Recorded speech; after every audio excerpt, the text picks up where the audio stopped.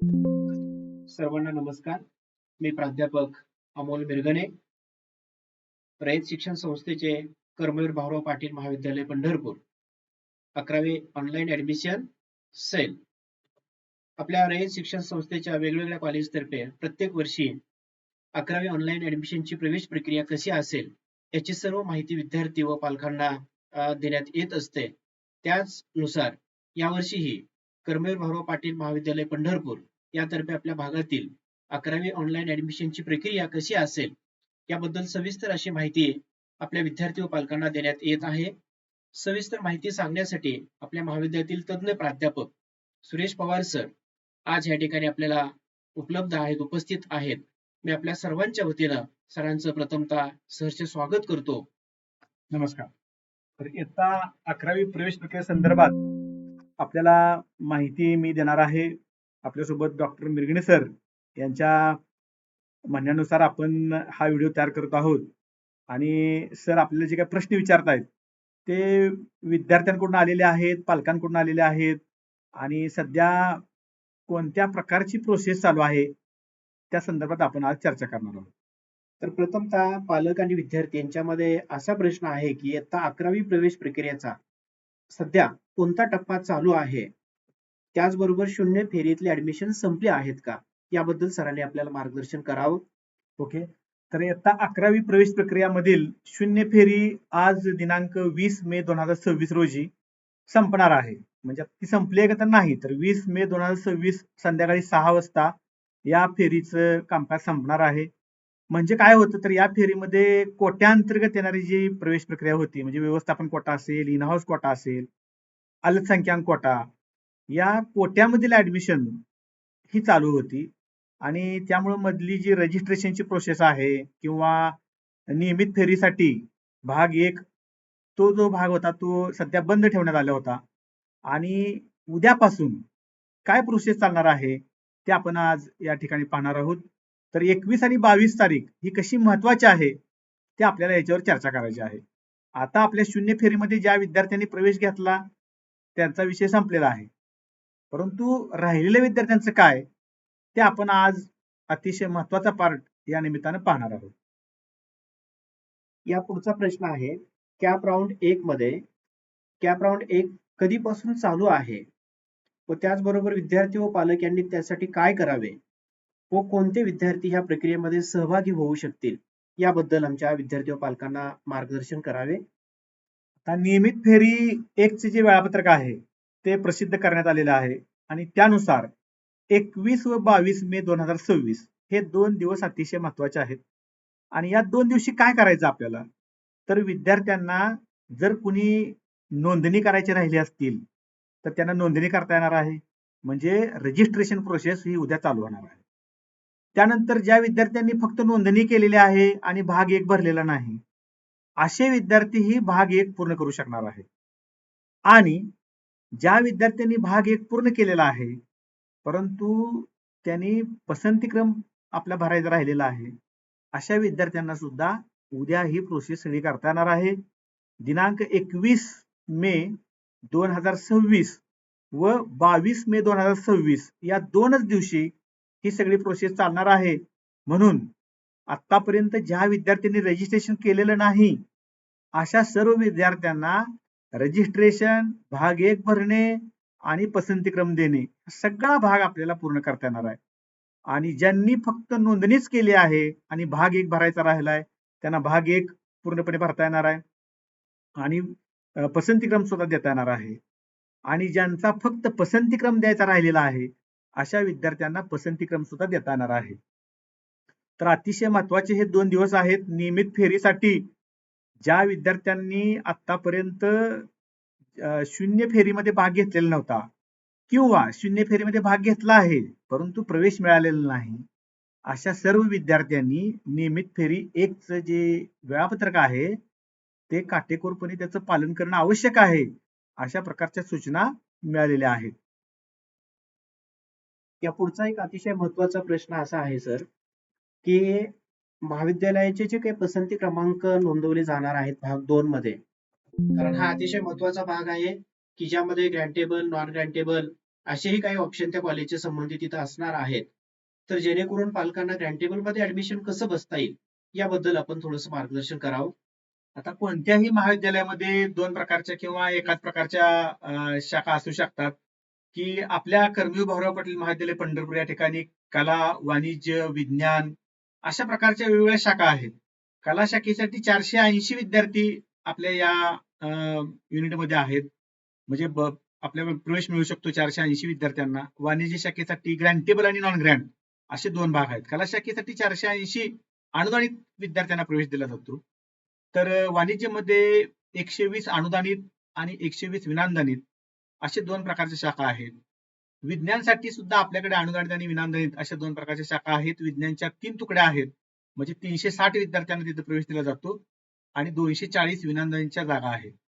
तर ह्या जागांवरती आपल्याला पसंतीक्रम देत असताना पहिल्यांदा काय करायचं, तर पसंतीक्रम देत असताना वेगवेगळ्या कॉलेजची नावं आपल्याला तिथे दिसण्याची शक्यता आहे. तर ते आपल्याला योग्य ते कॉलेज निवडण्यासाठी त्या कॉलेजचा UDIS क्रमांक तो आपल्याला इथं माहित असणं आवश्यक आहे. शेवटी मी तो UDIS क्रमांक तुम्हाला इथं टाईप करून देणार आहे. तो 27-300-810-371 या UDIS क्रमांकानुसार आपल्याला हे महाविद्यालय लगेच सापडेल. म्हणजे तुम्हाला महाविद्यालयाचं नाव टाकायची आवश्यकता नाही. फक्त कोड टाकला 27-300-810-371 असा कोड टाकला की तुम्हाला ते महाविद्यालय सापडणार आहे. त्यानंतर आपल्याला पाहायचं आहे की आपण कुठल्या प्रकारच्या शाखेमध्ये ऍडमिशन घेऊ इच्छिता. जर विज्ञान आपण निवडलं तर विज्ञानासाठी 2 प्रकारच्या शाखा आपल्याला सापडणार आहेत. एक अनुदानित आणि दुसरी विनानुदानित. तर त्याचे कोड असे असतात SGE science grantable English medium आणि science non grant English medium SNE आणि SGE अशा 2 प्रकारचे कोड आपल्याला तिथे पाहायला मिळतात. तर महाविद्यालय पाहिल्यानंतर आपण हे 2 कोड पाहणं आवश्यक आहे, त्याची फी पाहणं आवश्यक आहे आणि त्यानुसार आपल्याला हे निवडता येईल. निवड प्रक्रिया कशी करायची हे आपण शेवटी पाहणार आहोत. मी तुम्हाला जोडून हे दाखवून की आपण काय काय करणं आवश्यक आहे. त्यामध्ये खरं तर आपल्याला काय करावं लागतं, तर आपण कोणत्या स्ट्रीम मध्ये आपल्याला जायचं आहे ती स्ट्रीम निवडावं लागते, त्याचं मीडियम निवडावं लागतं आणि नंतर आपलं कॉलेज निवडावं लागतं. तर ह्या 2 बाबी कशा करायच्या ते आपण उद्याही आपण पाहणार आहोत की काय निवडायचं नेमकं. हा अतिशय महत्वाचा प्रश्न होता पालक आणि विद्यार्थ्यांच्या दृष्टीनं.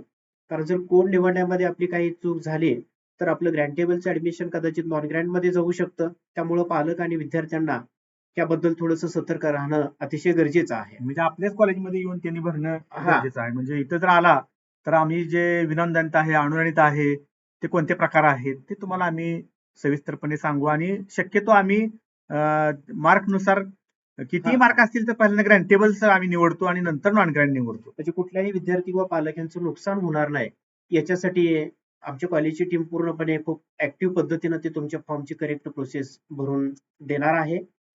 यानंतर एक पुढचा आणखी एक महत्वाचा असा प्रश्न आहे की आता हे पसंती क्रमांक भरल्यानंतर थोड्या दिवसामध्ये काय होणार आहे की ऍडमिशनची यादी डिस्प्ले होणार आहे आणि मग जी काही पात्र विद्यार्थी असतील त्यांनी रितसर ऍडमिशन घेण्यासाठी कुठल्या प्रकारची डॉक्युमेंट्स किंवा कागदपत्रे लागणार आहेत याबद्दल विद्यार्थी व पालकांना सविस्तर माहिती द्यावी.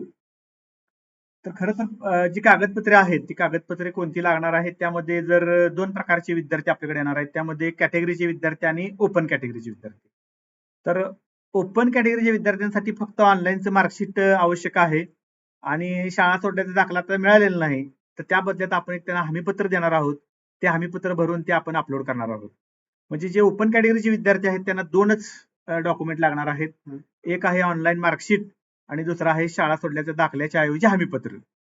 परंतु जे कॅटेगरी मधले विद्यार्थी आहेत त्यांच्यासाठी या 2 डॉक्युमेंट बरोबरच जातीचा दाखला, मग तो स्वतःचा असला तर विद्यार्थ्याचा चालतोय किंवा जर त्याचा स्वतःचा नसेल तर त्याच्या वडिलाचा दाखला किंवा भावाचा, या दोन्हीपैकी एक असेल चालतो. जर समजा नसेल दाखला परंतु तो जर विद्यार्थी SC किंवा ST कॅटेगरीचा आहे किंवा त्याच्या जातीचा उल्लेख दाखल्यावरती, तर दाखला तर सध्या आपल्याला मिळालेला नाही, त्यामुळं जातीचा दाखला असणं आवश्यक आहे. जर नसेल तर त्याही ठिकाणी आपल्याला हमीपत्र अपलोड करता येतं, परंतु काही ठराविक जातीसाठी ते करता येत नाही, कारण त्यांना कास्ट सर्टिफिकेट मिळतं याची गॅरंटी नसते. म्हणून SC ST साठी काय प्रॉब्लेम नाही. ओबीसी मधल्या काही जात प्रवर्ग असे आहेत की त्यांना दाखला मिळेल का नाही सांगता येत नाही. अशा विद्यार्थ्यांना हमीपत्र देता येणार नाही. त्यानंतर कास्ट सर्टिफिकेट बरोबरच आपल्याला नॉन क्रिमिलियर इथं अपलोड करणं आवश्यक आहे. तर नॉन क्रिमिनल नसेल तर त्याच्याही ऐवजी आपलं हमीपत्र अपलोड करता येईल. त्यामुळे जे डॉक्युमेंट तुमच्याकडे आहेत ते डॉक्युमेंट आपण उद्या अपलोड करण्यासाठी घेऊन यावेत. जर आणखी आपल्याला पाहिलं तर जे दिव्यांग आहेत त्यांच्यासाठी दिव्यांग सर्टिफिकेट असतं. त्यानंतर त्यानंतर प्रोजेक्ट अफेक्टेड असतील म्हणजे प्रकल्पग्रस्त आहेत, त्यानंतर भूकंपग्रस्त आहेत, त्यांचं जिल्हाधिकाऱ्यामार्फत त्यांना सर्टिफिकेट मिळतं. त्यानंतर एखादा ट्रान्सफर झालेल्या सेवकाचा विद्यार्थी असेल तर त्यांनाही त्याचं पत्र मिळतं. त्यानंतर माजी सैनिक यांचे जे कोण असतील पाल्य त्यांच्यासाठीही त्यांना एक सर्टिफिकेट द्यावं लागतं. अशा वेगवेगळ्या कॅटेगरी आहेत. त्या कॅटेगरीसाठी त्या प्रकारचं सर्टिफिकेट आपल्याकडे असणं आवश्यक आहे. त्या कॅटेगरीमधून आपला प्रवेश घ्यायचा असेल तर त्या प्रकारचं सर्टिफिकेट असणं आवश्यक आहे. यानंतरचा एक पुढचा आणखी महत्वाचा असा प्रश्न आहे की आता जी काही पहिली फेरी सादर होणार आहे आणि त्यानुसार जी काही ऍडमिशन होणार आहेत, साधारणतः प्रथम फेरीमध्ये प्रत्येक कॅटेगरीसाठी टॉप मेरिट लागणार आहे. सर्वच मुलांना प्रथम फेरीमध्ये ऍडमिशन मिळेल असंही आपल्याला त्यामध्ये काय आता सांगता येणार नाहीये. पण ज्या विद्यार्थ्यांचं प्रथम फेरीमध्ये नाव आलेलं नाहीये तर अशा मुलांनी पुढे काय करावं? आता ही जी प्रोसेस आहे प्रथम पहिल्या फेरीची नियमित फेरीची ते 26 तारखेला आपली लिस्ट लागणार आहे. आणि विद्यार्थ्यांची 26 तारखेला लिस्ट लागल्यानंतर त्यांना अलॉटमेंट यादी जाहीर होईल. म्हणजे कॉलेजेसना कळेल की कोणते विद्यार्थी आपल्याकडे अलॉट झालेले आहेत. विद्यार्थ्यांनाही मेसेज येईल की या महाविद्यालयामध्ये आपला प्रवेश मिळालेला आहे, तिथे जाऊन आपली डॉक्युमेंट सादर करा. तो जो वेळ आहे तो 26 ते 28 या दरम्यान विद्यार्थी प्रत्यक्ष कॉलेजमध्ये जाऊन आपला प्रवेश निश्चित करणार आहेत. पहिल्या फेरीमध्ये ज्यांना प्रवेश मिळालेला आहे असे विद्यार्थी. मग आता पहिल्या फेरीमध्ये ज्यांना प्रवेश मिळालेला नाही त्यांना 30 तारखेपर्यंत पुढच्या प्रोसेसमध्ये काही करता येणार नाही. 30 तारखेच्या आसपास आपल्याला काय होईल की दुसऱ्या नियमित फेरीचं वेळापत्रक जाहीर होणार आहे. मग 29 ते 30च्या दरम्यान रिक्त जागा किती याचा आढावा घेतला जाईल आणि 30 तारखेच्या आसपास नियमित फेरी क्रमांक 2 त्याचं वेळापत्रक जाहीर होणार आहे. त्यामुळे विद्यार्थ्यांनी पहिल्या फेरीमध्ये प्रवेश मिळाला नाही म्हणून नाराज होऊ नये, तर दुसऱ्या फेरीची वाट पाहावी. अशा नियमित 3 फेऱ्या होणार आहेत. त्यानंतर चौथी एक मुलींसाठी विशेष फेरी होणार आहे आणि 5व्या फेरीमध्ये शेवटच्या राहिलेल्या ऍडमिशन प्रत्येक महाविद्यालयामध्ये ज्या रिक्त जागा आहेत त्या रिक्त जागांवरती 5वी फेरी सुद्धा होणार आहे. असं काही नाही की तुमचा प्रवेश राहिला आणि फेऱ्या बंद झालेत. जोपर्यंत मागच्या वर्षीचा असा अनुभव आहे की जोपर्यंत तुमचं सर्वांचं ऍडमिशन होत नाही तोपर्यंत ते फेऱ्या चालू राहतात. परंतु लवकरात लवकर आपण योग्य त्या महाविद्यालयामध्ये प्रवेश मिळवण्यासाठी प्रयत्न करायचा. आता याच्या पुढे आणखी एक प्रश्न असा राहतो की ग्रामीण भागातील विद्यार्थी संख्या, पालक की जे काय आणखी एवढे त्या प्रोसेस बद्दल तज्ञ नाहीत किंवा त्यांना ह्या सगळ्या गोष्टी एवढ्या रीतसर माहिती नाहीत. तर मग पालकांनी आपल्या कर्मवीर भाऊराव पाटील महाविद्यालय पंढरपूर ह्या ठिकाणी येऊन ऍडमिशनची प्रोसेस कंप्लीट करावी की ज्याच्यामध्ये कुठल्याही प्रकारची मिस्टेक राहणार नाही. तर याच्यासाठी आपल्या कॉलेजमध्ये तुम्ही काय सुविधा उपलब्ध करून देता आहात? तर आपण आपल्या महाविद्यालयामध्ये 21 मे आणि 22 मे या 2 दिवसामध्ये सकाळी 8 ते सायंकाळी 6 या वेळेमध्ये आपल्या वेगवेगळ्या टीम तयार केलेल्या आहेत.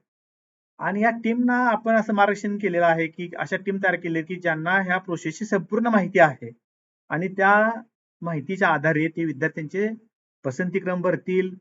कुणाचं रजिस्ट्रेशन राहिलं असेल तर रजिस्ट्रेशन करून देतील आणि ज्यांचा भाग 1 भरायचा राहिला त्यांचा भाग 1 पूर्ण करून देतील.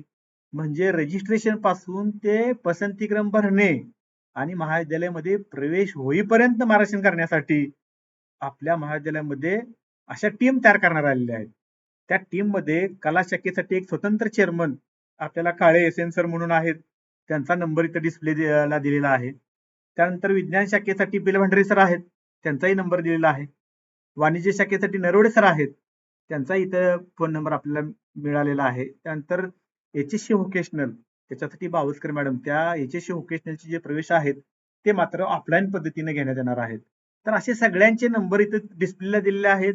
आपण त्यांना फोन करू शकता अथवा आपण महाविद्यालयामध्ये येऊन फोन करण्याच्या ऐवजी आपण 21 आणि 22 या 2 दिवशी पसंतीक्रम देण्यासाठी महाविद्यालयामध्ये प्रत्यक्ष यायचं आहे. कारण भरपूर गर्दी असणार आहे. तुमचे फोन उचलले जातील ह्याची गॅरंटी नाही. त्यामुळे आपण प्रत्यक्ष स्वतः येऊन नेट कॅफेमध्ये गेल्यानंतर आपल्या चुका होऊ शकतात, परंतु आपल्या महाविद्यालयामध्ये जर तुम्ही आला तर तुमचा संपूर्ण फॉर्म भरण्याची जबाबदारी ही आमच्या शिक्षकांवरती राहील. तर तुम्ही आमच्या महाविद्यालयास भेट द्यावी आणि आमच्या या महाविद्यालयामध्ये भेट देऊन महाविद्यालयात प्रवेश घ्यावा, असं आम्ही आपल्या सर्वांच्या आमच्या वतीने तुम्हाला विनंती करतो.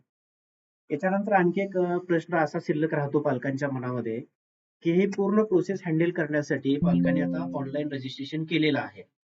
तर त्यामध्ये पालकांना एक लॉगिन आयडी किंवा युजर नेम आणि पासवर्ड विद्यार्थ्याला मिळालेला आहे. तर हा युजर नेम आणि पासवर्ड अतिशय सेन्सिटिव्ह आहे. कुठल्याही प्रकारची त्या फॉर्म मध्ये छेडछाड वगैरे काही होणार नाही. याच्यासाठी लॉगिन आणि पासवर्ड पालकांनी कसा जतन करून ठेवावा आणि आपलं नुकसान टाळावं, याबद्दल तुम्ही थोडक्यात माहिती सांगावी. अतिशय उत्तम असा प्रश्न सरांनी विचारलेला आहे. तर पसंतीक्रम भरल्यानंतर आपला पसंतीक्रम दुसरे कोणतरी बदलू नयेत.